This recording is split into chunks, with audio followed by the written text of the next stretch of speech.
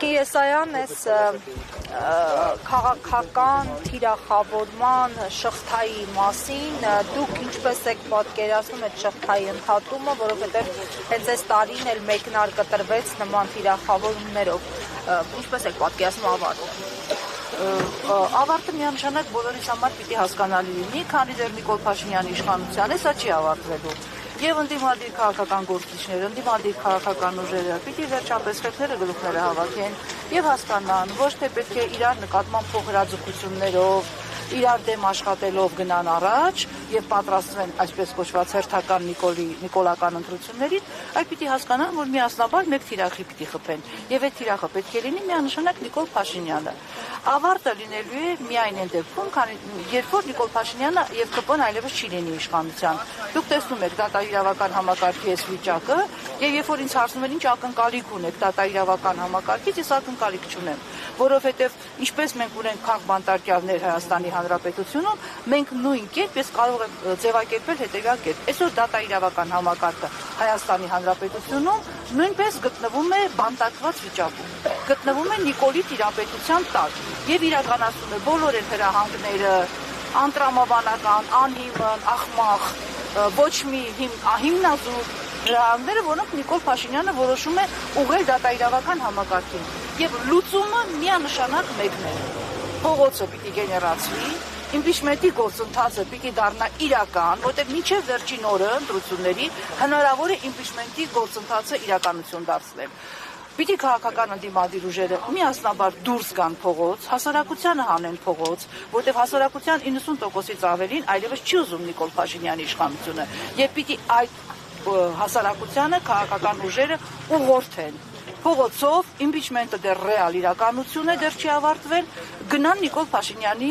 իշխանությունից հեռացնելու ճանապարհով։ Սրանք սահմանադրական ճանապարհներ են, սրանք իրավական ճանապարհներ են, եւ կարծում եմ այս ճանապարհներից դեռ պետք չի հրաժարվել եւ հուսահատվել։ Տիկին Եսայան, բոլորը խոսում են ներընդդիմադիր շրջանակների միավորման կարեւորության մասին։ Ես նկատեմ ընդդիմադիր գործիչները այսօր էլ այդ մասին հայտարարություններ հնչեցրեց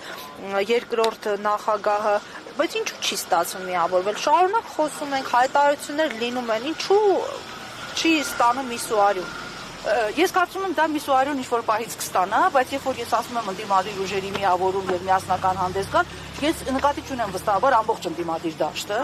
որովհետեւ այսօր ընդդիմադիր դաշտում շատ անպատեհ հայտնված ուժեր կան, Նիկոլի կողմից հրահանգված հայտնված ընդդիմադիր ուժեր կան, որ ներկայանում են ընդդիմադիրի անվան տակ, դրանց ես չեմ համարում ընդդիմադիր ուժեր, դրանց նույնպես համարում եմ Նիկոլի համար աշխատող ինչ-որ մարդկանց խմբեր եւ խմբակներ, բայց ընդդիմադիր ուժերի միասնությունը շատ պարտադիր է եւ շատ կարեւոր։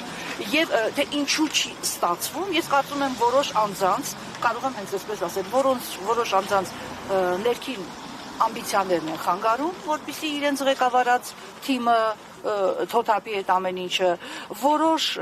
անձանց շուրջ հավաքված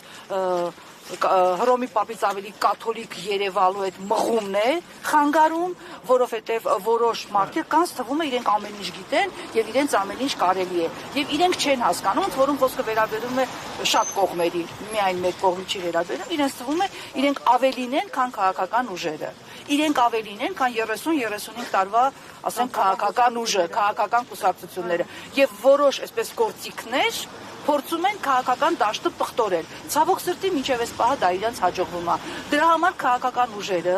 պիտի ի վերջո ցույց տան իրենց քաղաքական դիմագիծը եւ այդ մի քանի անպատեհ հայտնվածների ասեղը չթելեն։ Իրենք խանգարում են եւ այդ խանգարող հանգամանքները ես կարծում եմ, որ իրենք խանգարում են եւ այդ խանգարող հանգամանքներին ես կարծում եմ պետք է ի վերջո ցույց տալ իրենց տեղը, որովհետև եթե մենք գնում ենք քաղաքական ճանապարհով, եթե մենք ուզում ենք Հայաստանի Հանրապետությունում իշխանապողությունը տեղի ունենա սահմանադրական քաղաքական ճանապարհով, որպեսզի հետագայում ավելի խորը ցնցումներ չունենան, մենք պետք է կոնկրետ մարդկանց եւ կոնկրետ ինչ-որ թևերի ցույց տանք իրենց իրական տեղը։ Այսինքն Հայաստանում քաղաքականությունը պիտի վերջապես դառնա դոմինանտ։ Քաղաքական ուժերը պետք է դառնան դոմինանտ։ Եվ երբ որ այդպես կլինի, մենք ունենանք նաև Նիկոլ Փաշինյանի իշխանության հեռացման այդ իրականությունը մենք դա կտեսնենք։